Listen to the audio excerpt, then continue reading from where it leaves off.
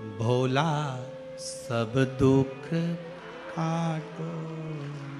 शिव शंकर जपूं तेरी माला, भोले बाबा जपूं तेरी माला, भोला सब दुख काटो।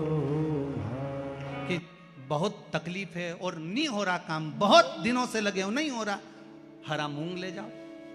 मूंग के दाने तो रहते हैं घर में, केवल 31 मूंग के दाने लेकर जाइए, 31 चावल के दाने लेकर जाइए और 31 ही बेलपत्र लेकर जाइए। जिस दिन सोमवार की अष्टमी हो, शंकर जी के मंदिर में जाओ, 3 चीज लेकर जाओ, मूंग के दाने, चावल, बेलपत्र। चावल जो 31 लेकर गए हो, अपनी कामना कर कर शंकर जी की देहली पर रख दो, चौखट पर, कहीं पर भी एकांत में उसको रख दिया गया। मूंग के जो दाने लेकर गए हो 31, वो नंदी के पास में, जो नंदी का पांव ऊंचा रहता है उस पांव के पास रख दीजिए।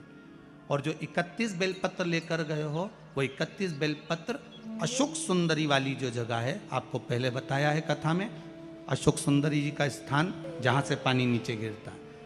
प्रत्येक शिवलिंग के सामने एक मोटी सी लाइन होगी, उस मोटी सी जो लाइन है अशोक सुंदरी, वहां पर जो 31 बेलपत्र लेकर गए हो, अपनी कामना कर कर पीला चंदन, लाल चंदन लगाकर उस पर समर्पित करते जाओ। उसकी डंडी जहां से पानी बहता है उस ओर होना चाहिए। आप निवेदन कर कर देखो, एक सोमवार की अष्टमी पर कर कर देखना, दूसरी सोमवार की अष्टमी आएगी, अपने आप आपका काम हो गया होगा। बेलपत्र चढ़ाने का भी एक तरीका होता है, समझ में आता है? सीधा बेलपत्र और उल्टा बेलपत्र, समझ लेना, बहुत अच्छे से समझिएगा।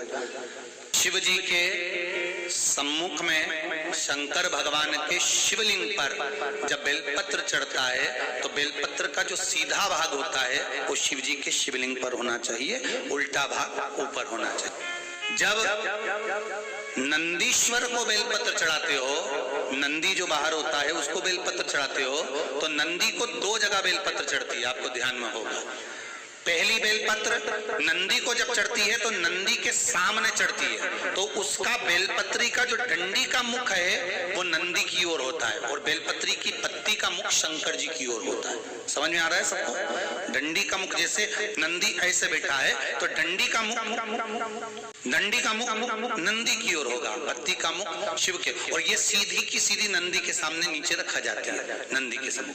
और एक बेलपत्र जब नंदी के ऊपर चढ़ती है तो डंडी का मुख शिव जी के ऊपर होता है और इस पत्ती का मुख नंदी के सिर पर नंदी की ओर होता है।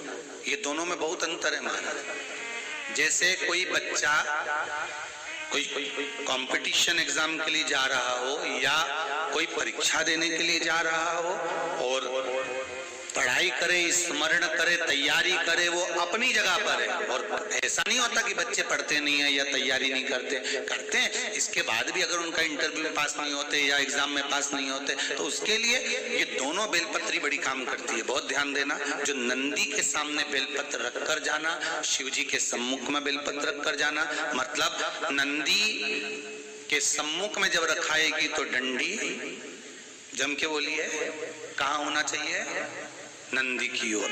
और जब ऊपर रखाएगी तो डंडी शिव की ओर हो। ये 2 बेलपत्र रखकर शिव जी का स्मरण कर कर जाएं, कार्य सफलता की ओर बढ़ता है। कोई काम के लिए आप जा रहे हैं तो उसमें सफलता मिल जाती है, उसमें सफलता प्राप्त होती है। शिव जी को बेलपत्र चढ़ा रहे हो, जो चिकना भाग है, सीधा भाग शिव जी के ऊपर, शंकर भगवान के ऊपर। थाली में अगर शिवलिंग का निर्माण कर रहे हो, पार्थिव शिवलिंग का निर्माण कर रहे हो, तो थाली में जब बेलपत्र रखोगे तो सीधी रखोगे, फिर उसके ऊपर शिवलिंग का निर्माण करना।